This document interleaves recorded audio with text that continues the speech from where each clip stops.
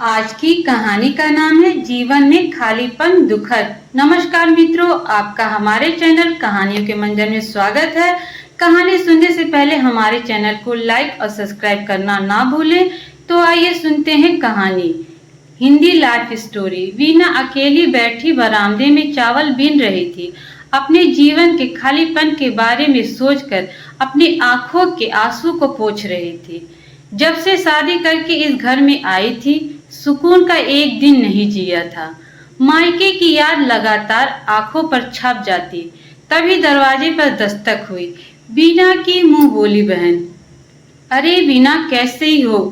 बस दीदी, ठीक ही हूँ। वीना अपना दर्द छिपाकर चाय नाश्ता का इंतजाम करने में लग जाती है। वीना की बहन एक दो दिन घर में रहते हुए सब जान जाती है और वीना का हाथ पकड़कर बोली, वीना, कैसे तुम यह सब कैसे बर्दाश्त कर लेती हो? तुम्हारी जगह दूसरी औरत होती तो कुछ भी कर गुजरती। अब तक कैसे झेल लेती हो इतना दर्द?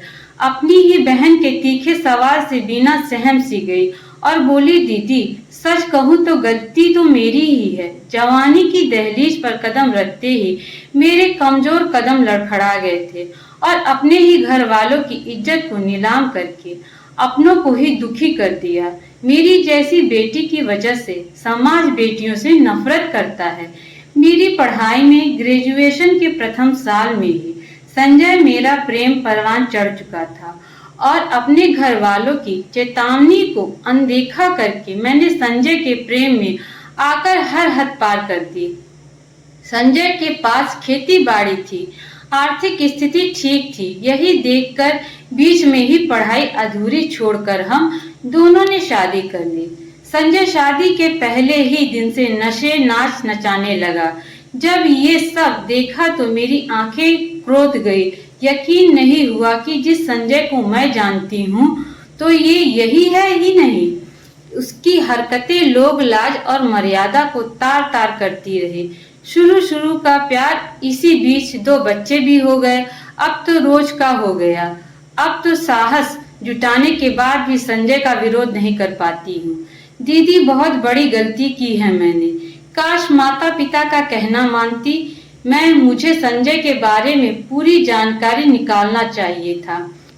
उसकी प्यारी बातों के जादुई असर में मैं दीवानी हो गई थी।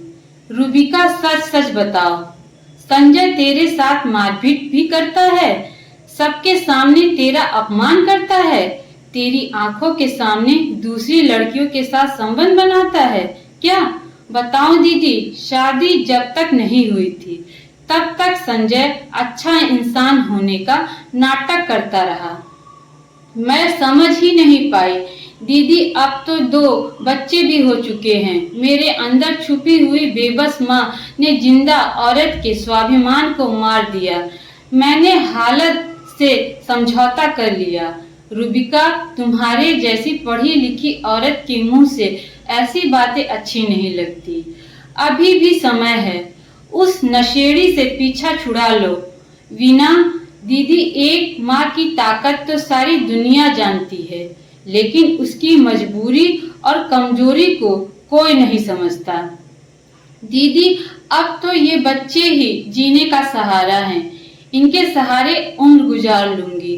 रूबिका समझाकर अपने घर चली जाती है। वीना फिर से अपने रोजमर्रा के कामों में लग जाती है।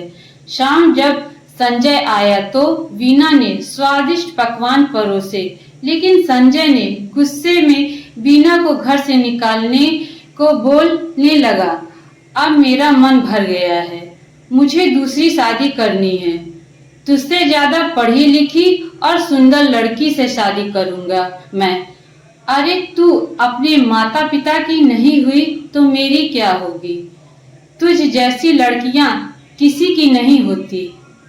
संजय की बातों में आहत होते हुए संजय को अपने बच्चों की दुहाई देते हुए पैर पकड़ती है, लेकिन संजय तस से मस नहीं हुआ। तभी संजय की बेटी, जो 11 साल की हो चुकी है, आकर अपने पिता को धक्के से पीछे करके बोलती है, शर्म आती है आपको पापा बोलते हुए? धिक्कार है मुझे ऐसे इंसान से। और वीना को बोलती है, चलो माँ, हम कहीं भी रह लेंगे पर इंसान के यहाँ नहीं रहेंगे।